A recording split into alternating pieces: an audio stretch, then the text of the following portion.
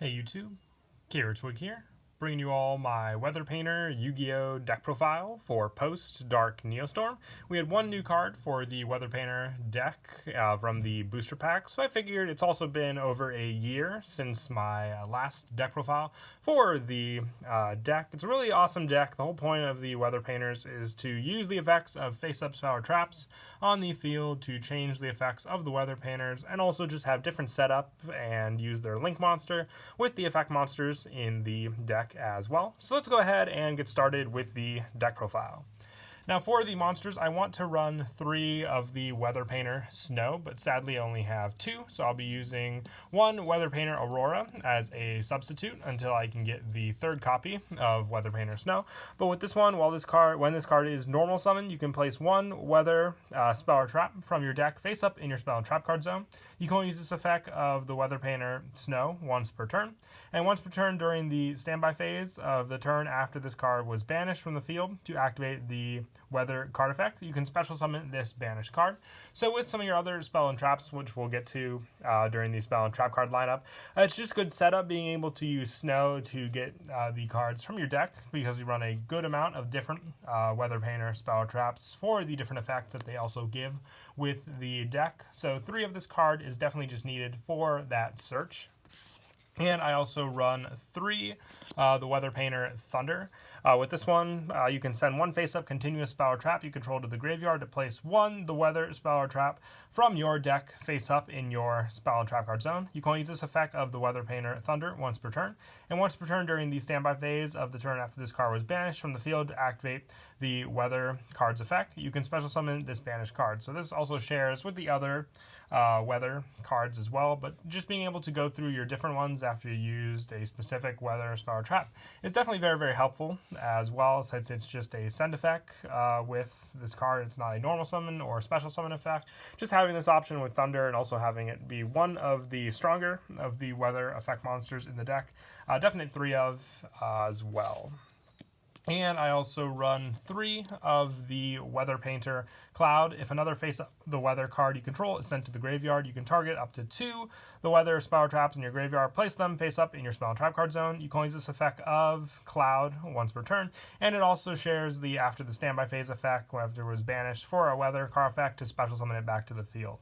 So just having another card sent to the graveyard gives you that option to recycle some of your other weather cards. All of the monsters, Thunder, Snow, and Cloud that we've gone through work very, very well together just for that recycle, reuse, and add effects that they bring for the deck. So definite 3 ofs, I would say, for all of those monsters. And I also run 2 of the Weather Painter Sun. If this card is in your graveyard, you can send 1 face-up continuous spell trap you control to the graveyard to special summon this card in defense. And if you do, place 1 the Weather spell trap from your hand face-up in your spell and trap card zone. You can only use this effect of Sun once per turn, and once per turn during the standby phase, it has the special summon effect again. I only run 2 of this card for the fact that it's a little more situational from the graveyard to use this card as the other ones that can easily be used while on the field, but it's still very helpful to give you that option, and all you have to do is send that face-up spell or trap. So as long as you have those options available to you, you can get this card back on the field to use. And I also run 2 of the Weather Painter Rain. If this card is special summon, you can place 1 the Weather spell or trap from your hand face up in your spell and trap card zone. You can only use the effect of Rain once per turn, and once per turn it has the special summon effect as well.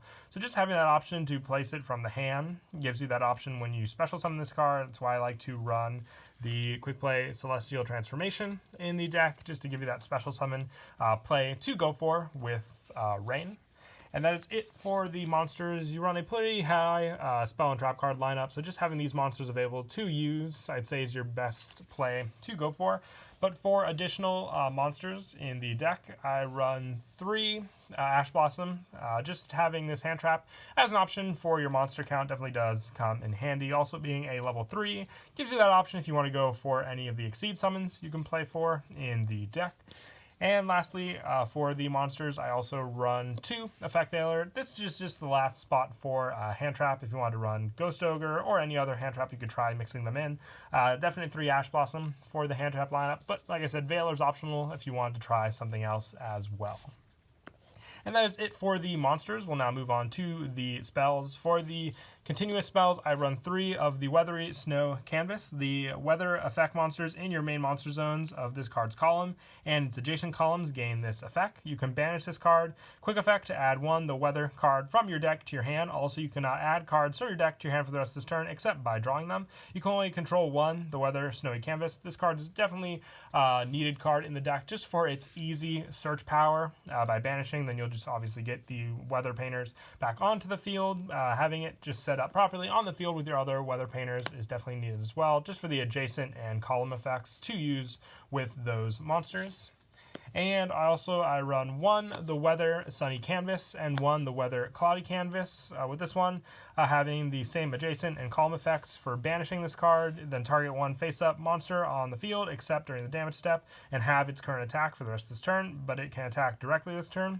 So just another option with both of these cards, and then having this one to target 1 monster you control and 1 weather monster from your hand or graveyard, but not with the same name as the tributed one. Just having these different ones to search out for with your monsters as well is why I just run 1-ofs. I ran 3 Snowy Canvas for the fact that it is a true searcher for your cards you can play, but being able to just grab these ones with other weather painter monsters you run in the deck is why I just run the 1-ofs for them. And then for the rest of the spells, just to help out with the generic plays, I run 2 Valhalla, Hall of the Fallen. Once per turn, you can special summon 1 fairy type monster from your hand, and you must control no monsters to activate and resolve this effect.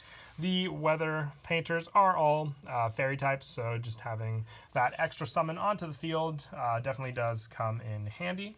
Same with the Celestial Transformation, which I also run 2 of. I just found a 2-in-2 ratio for the fact that Valhalla is a face-up continuous spell, but Celestial Transformation is a quick play that you can make use of also with your monsters. 2-in-2 found to be the most comfortable ratios for the deck. And then to finish off the spells, I just run 3 Call by the Grave, just another hand trap that definitely does come in handy for dealing with a lot of my opponent's hand traps that could shut down a lot of my plays, since I do need a good amount of monster effects to resolve to search some of the other weather painter cards. And that is it for the spells. Moving on to the traps, I was debating how many I wanted to run of the new Weather Rainbowed Canvas. Depending on the next ratio, you can move back and forth. If you want to put 3 of the Rainbowed Canvas into the deck, I would just drop the next Weather trap down to 2, but with this one you can only control 1 the weather rainbow canvas. The weather effect monsters in the main monster zone of this card's column and adjacent columns gain this effect.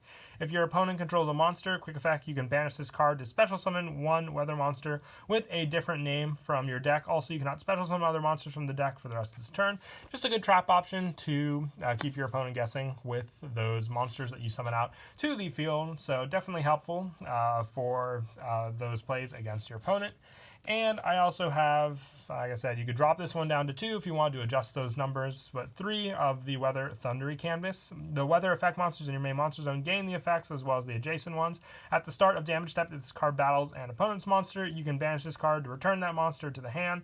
You can only control 1 Thunder Canvas, but still having the option just to grab this card quickly and go through them is why I like to run the 3 of, since it definitely does help to take care of your opponent's monsters.